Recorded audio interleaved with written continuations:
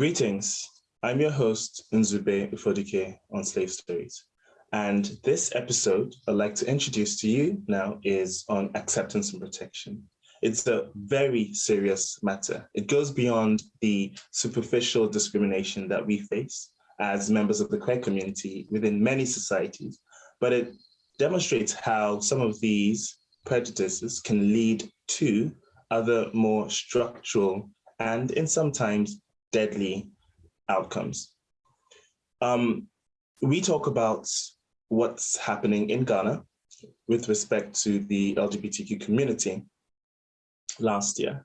And Charlene, our special guest, who is also the Miss Ghana Trans International, goes into a bit more detail on how that transpired and what you can do about it. Also, if we put things into context, as we are now in 2022, there was a recent documentary series, and it talked about the killing of 4 individuals in East London. So Anthony Walgate, Gabrielle Kavari, Daniel Whitworth, and Jack Taylor, who were raped and drugged by a now convicted serial murderer, Stephen Porter. And it's shocking when you think about how this individual was on the police radar for quite some time, but the institutional prejudice around gay men and the attitudes to the community led to, at best, negligence, at worst, outright discrimination that led to further unnecessary deaths. So for this episode, where we go into more details, there are serious issues, and if you would like to follow up on any of the items, we'll have links at the bottom for you to act. And let's continue to the episode, Acceptance and Protection. Thank you.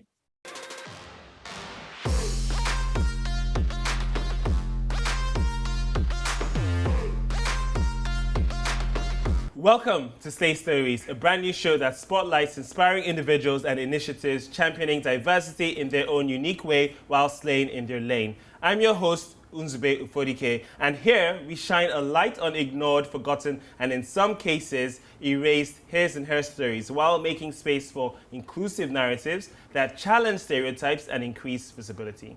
Today's episode is on acceptance and protection, and a special guest here with us in our studios is Charlene. Charlene McCarthy-Krabby is a fashion designer, chef, and LGBTQI rights activist. She attended Falmouth University, where she obtained her BA Hons in fashion design. Charlene is the reigning Miss Trans Global Ghana and will be representing Ghana at this year's Miss Trans Global pageant, which would be held virtually later on this year. Welcome to the studios. Hey, how are you? Thanks for having me. Thank you for coming. I'm happy to be here. A beauty queen. Amazing Yes, meeting you in person. Oh, it's great. It's great. Fantastic. So today's episode is all about acceptance and protection. Acceptance and protection. They are necessary in any society. Every society. I feel like with any society, acceptance and protection is the key. Like, It's a baseline. It's a baseline. Do you know what I mean? Like, I think for individuals, acceptance and protection is the baseline for any society. And we are humans, humanity.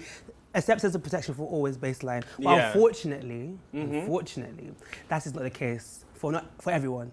Especially within our community, LGBT. I was going to say, because obviously you're the reigning Miss Trans Global Ghana. Yes. And there is an issue that's out right now surrounding the 21. Yes. Do you mind shedding a bit obviously, on that, for those who do know and for those who don't know, I think I'm going to give it to you guys like this. For those who don't know, the whole concept of like the 21 was we had a safe space that was built in Ghana that was for like LGBTQ and plus people to be able to come there and be able to get help and get advice. That place was unfortunately shut down by the government on the basis that they believed that the place was being used for like sexual immorality and wrongful doings that was going to a detriment to the Ghanaian society. With that, obviously, came the fight back for people who have actually fought for this space. And that's where the 21 now came in to do certain activism work and to try and obviously get the space reopened. And within that course of doing that, they got arrested. They got arrested and they were imprisoned. When did they get arrested? When So, was this? so this was about, so let's just say early January, they got arrested. Wow, January and they 2021. Yeah, 2021. Wow. And they were in there for about they've been in there for about 2 to 3.5 weeks. And obviously, whilst being in there, there's so many basic human rights laws and such things that they were entitled to that had been like ripped from them. Like they weren't allowed to go speak to anybody. They weren't allowed to go use the toilets. They weren't allowed to have certain things that were like you would expect for any human being to have. And that wasn't just on the basis of like, okay, they're on a crime, but it was just on the basis of that they went somewhere to protest for a space that was meant to help people like me and people like who are part of my community. People like us. People like us, honey, yes, Like us. Like us, of course. So I think it's really sad that we have, this is like Ghana. Firstly, people need to remember that Ghana is like one of the leading countries in West Africa. We were one of the first to get independence, and yet still we're held back by like colonial like rules and by certain things, certain legislations that do not even stand to our people right now. Do you understand me? It's like, it's really upsetting. And I feel like I made it my mission, especially with this Miss Trans Global pageant, like to fight for acceptance and protection. And I feel like as a baseline, we all deserve that. Yeah. We all deserve to be who we are. Do you get what I mean? Can you imagine just waking up in the morning and being threatened or being scared to go outside because you're just because of you want to be yourself? Yeah. And for this your line of work now, how do you obviously shining a light on the issue? Yeah.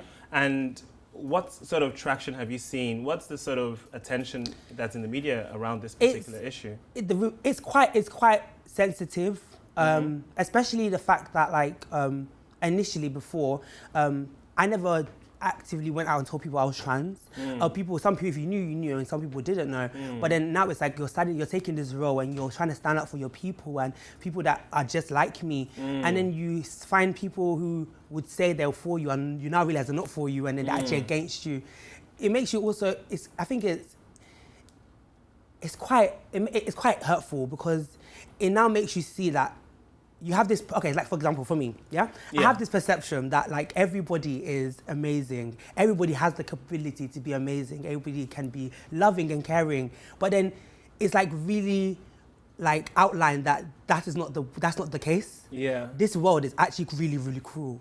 And people, for just literally waking up and breathing, will have a problem with you for no apparent reason. Yeah, I think most of us go through this where you come from a place of love and you think society and everyone else should be just as loving and as accepting as you are. And then you just be yourself around people and you find out, oh, actually, no. I think, it's very hard when it comes down to individual people. Like I feel like me growing up in Ghana is crazy because growing up in Ghana, I used to be able to go certain places and do certain things that right now they cannot even do. And it's like we're moving forward in times, but actually in certain countries they're moving backwards. Like they're not moving with the times. So there's a lot more freedom back when you were growing up in Ghana compared to now. Even when I was there, I used to do like obviously one time I met this one guy on the street. Obviously, you're not meant to kiss guys on the street, babe. So I thought let me just and obviously I forgot. Obviously being born in London and raised in here and everything, it was like I forgot that you can't do those certain things in Ghana. But then back then it wasn't a situation like someone saw me and they just carried on walking. But now it's a situation where people are getting attacked, they're getting beaten, they're getting hurt. They're even getting blackmailed. People are getting threatened on a day-to-day basis. You're getting to a point where now people who are of the community are like even scared to step out of their houses because they're not even sure if their neighbors will come and go and tell someone that this is what they're doing in their house or this is who they are as a person. If the area people are gonna come and beat them. And like no one should live like that. No, it's similar to many other parts of Africa, unfortunately. I think Nigeria, in pockets, it's quite the same. You need to have a level of privilege in order to just be. Otherwise, it's a lot harder to just, be yourself in that society. It's literally, I feel like with modern day society, we the youth have now had this understanding of learning and allowing new information to actually be absorbed within us to move the times. That makes sense. But the older generation, that unfortunately, it's the people that are still part of the government and still running the country for a country that is filled with plentiful youth that know different and know that being transgender or being part of the LGBT is not a threat to society, but just self-expression. Indeed. Like, and the bare concept that we can't even be protected, like you know that someone can beat you up or someone can hurt you or someone can rape you, and the police, you're gonna go to the police and they will just say it's fine, and they'll probably even molest you or even do even more to you, or even, for example, there was a case of one of my cousins that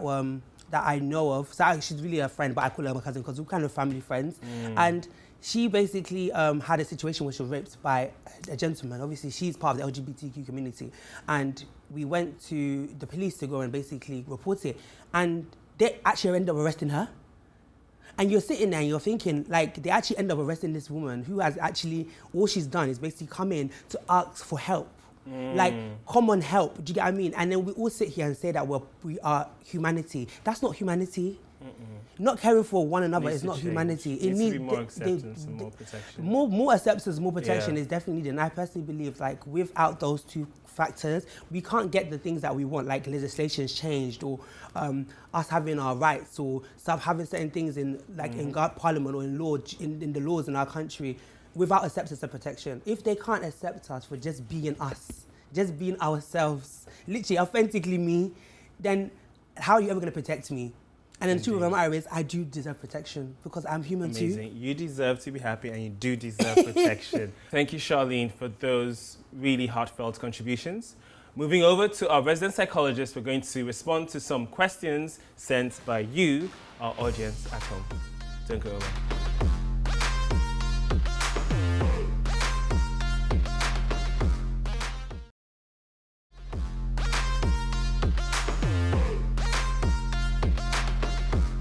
Welcome back from the break. Here at Slay Stories, we have our resident psychologist, Riza. Hi, Riza. How are you? I'm good. How are you? I'm good, thank you. So we have a question today from a member of our audience. And the first question is from an individual who has said they feel really tired and they've been feeling really tired of life lately. They're experiencing a lot of hate around the fact that they are a transgender individual. What can they do to manage the situation, Riza? Okay. Yes, feeling tired is one of the many symptoms of when people experience mental health difficulties. Often we think with mental health that it's just about our thoughts and our emotions and how we feel, but actually it can have a big impact on our physical health as well. So we often notice that people feel really tired, lethargic, sometimes even feeling really numb and having difficulties with eating or staying active. So mental health difficulties can have an impact on our physical health. I can also hear from what the person is saying is that actually, you know, they're really tired of life. And I wonder if there is any difficulties around feeling suicidal. And this is quite common because in the LGBTQ community, because of the systemic and societal kind of processes that are making them feel like worthless, making them feel as little, making them feel as if they are not worth it, that can really impact on their emotions and their mental health.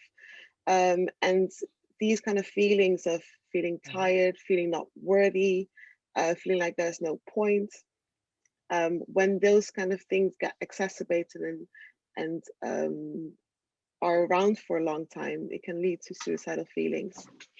And I'll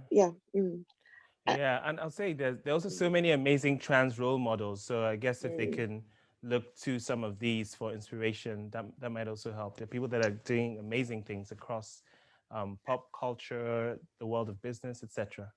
Absolutely. And that's one of the things, you know, to kind of combat these feelings is to really connect with what's important to you. What are your values? Where can you find, like you said, people that you can look up to? But also who can you connect with to express those feelings? Because often the times when we have suicidal feelings, we want to keep them for ourselves because we're ashamed of them. We think that it's wrong to have those feelings. But actually, we have to do the opposite, which is actually expressing to people that you're feeling like this and getting the support that you need. Brilliant. Thank you so much. And the second statement is around a recent survey that was carried out by LGBT Hero. So they've conducted some research that suggests 79% of LGBTQ plus individuals have had or felt a negative impact on their mental health through this COVID period. And as we ease out of lockdown, as we begin to open up in London and around the world, what tips do you have for these individuals that they can use to manage their mental health? Yes, I'm not surprised that the numbers have increased, because for the LGBT community, because of the difficulties around the stigma, the discrimination, the isolation, rejection, that mental health can be impacted. So during the lockdown, these kind of things are more exemplified, isn't it? We're more online, we see more things, we feel more isolated. And now that we're easing up, for some people that feels like, you know, a relief. We can get out of this isolated space that we've been in for so long. But at the same time, it can also invoke a lot of feelings again, feelings about, you know, having to be in large groups again, being in places where perhaps you will experience discrimination and you know, stigma again, but also just in general, you know, for everyone, easing out of lockdown is not something that can just be perceived as easy to do, because it's another adaptation that we're facing from being at home to going out again. So I would say that it's important to you know, be kind and compassionate to yourself. If you don't if you have days where you feel like, actually, I don't want to go out, it's a bit too much or overwhelming if I go out with this group or in this event, and to also kind of think and reflect about what you will be okay to start with, you know, and whether you can maybe take gradual steps to go out. But in terms of the easing of lockdown, I think those are the two main things: to kind of be compassionate and kind to yourself when you don't want to go out, but also at the same time think about ways to gradually go out, because if we want to avoid because it's so hard, then that will get worse, and then we start to isolate again a lot more.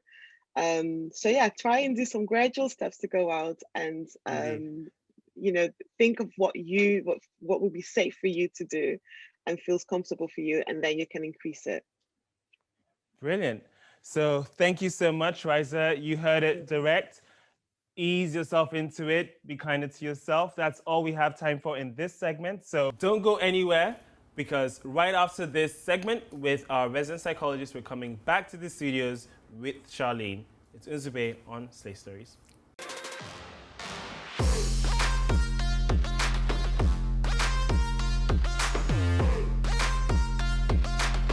Thank you for those questions and response from our resident psychologist. So still with us in the studio is Charlene. We're talking about acceptance and protection. Charlene. Yes. Wow. So, yes, there's so much to unpack before that break. Yeah, no, I was literally like going off back and forth with all this stuff. Yeah. Yeah. So we were speaking about the acceptance and protection. Yes. And remember, guys, acceptance and protection is key for our survival. Our community needs this. Okay. And I feel like that is where, like I was saying before, we need to start off from. I was just like speaking to you about earlier with the situation that was happening within Ghana, obviously, the 21. Yes, they did actually get bail. So what happened, like after that, they did get bail. Mm-hmm. But then there's now an ongoing situation in Ghana where now they're trying to put in laws and legislations that can now criminalize other activists from stopping them from basically doing activism work within Ghana. And I feel like I was saying earlier, that we are still moving backwards. Look, so I'm thinking, how do we move forward? Yes, that's the question we all need to How do we actually, how do we step into this limelight? And like I was saying, it all goes back to, like, again, accepting us. How do we allow people to accept us? We need to allow people to understand who we are as individuals. I think one thing we've done, and a lot of us as part of the LGBTQ community have done. Yeah. Because they've pushed us away for so long, we've also shut ourselves away from the communities that are around us. Yeah. And unfortunately, shutting ourselves away from those communities and not explaining to them who we are as individuals and what But sometimes we mean. it's hard though, because those is. communities end up being quite hostile. So when we go in, we end up having to take our battle shields and our whole full armor. And sometimes we just want to be without having to defend ourselves. It's the truth. And that is like you were saying, that is so true. Like, no one wants to always defend themselves. Yeah. No one always wants to like be standing up for who they are and explaining to people every day. But we are in the situation where we do need those people to stand up and speak. Do you get what I mean? And another thing that I personally believe that I'm put here to do is to basically express to people and explain to people who I am as an individual, what I mean, and what my existence on this earth is for.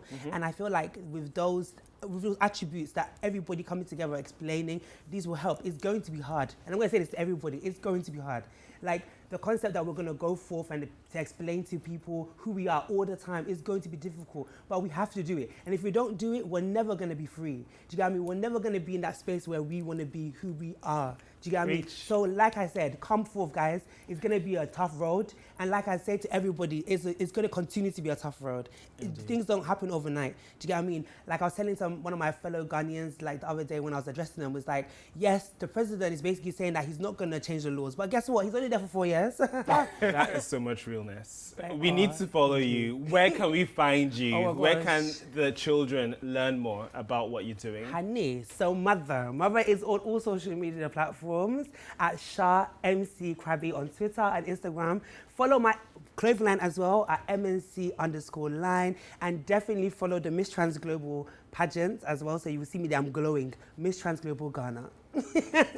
Brilliant. Thank you so much for joining us. I had so much fun. I had so much fun. I'm afraid that's all we have time for in this episode of Acceptance and Protection on Slay Stories, with the amazing, the one and only, the beautiful Charlene MacArthur Krabby. It's fine. Thank you. Thank you so much. Medasepa. Oh, it's all my pleasure. Fantastic. Until the next time, keep slaying. It's your host, Unzbe Ufodike on Slay Stories. Bye for now.